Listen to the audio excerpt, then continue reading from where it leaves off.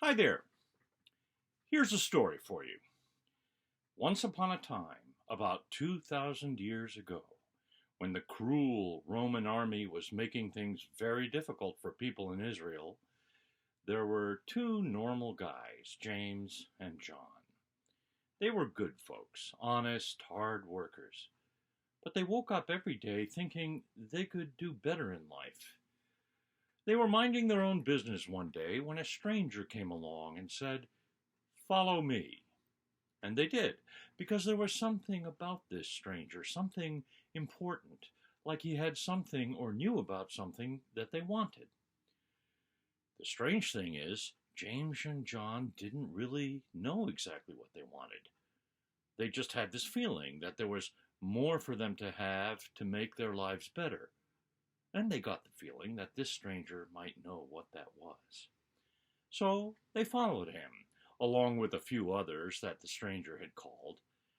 They found out pretty quickly what this stranger was up to, helping people, healing the sick, feeding the hungry, and setting straight the nasty religious authorities who everyone knew were only interested in power. Like a lot of ordinary folks those days, James and John were pretty well schooled in the scriptures. They knew the basics about the Bible. They knew that the scriptures promised that God would send someone to make everything better, to make the world right. Now, this stranger was doing things that people thought only either God or the devil could do. So some people thought he was from the devil. But James and John and the others who answered his call to follow him figured that this stranger was from God. In fact, they became convinced that this stranger was the one that God had chosen to make all things right. Whoa, an important and powerful fellow indeed. And he had chosen them. Wait a minute, they thought. We must be pretty important too. So they asked the stranger, they had started to call him teacher actually, to choose them to sit with him in heaven when his business here on earth was finished.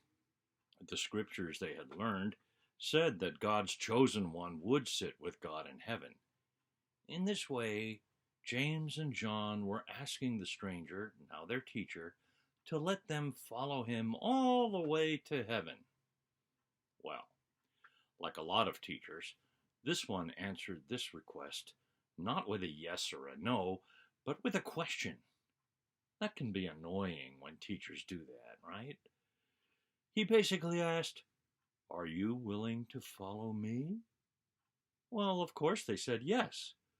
But the teacher knew what they were looking for, their own glory, their own place in heaven, where they would be on high and look down on everyone else left behind. The teacher could see that James and John wanted to be above everybody. So the teacher said a few things to set them straight. The first shall be last, and the last shall be first.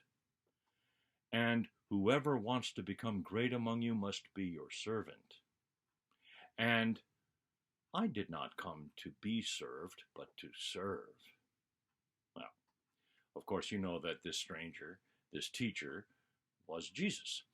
And Jesus is the ultimate pure servant. He came to turn lots of popular ideas and misunderstandings upside down.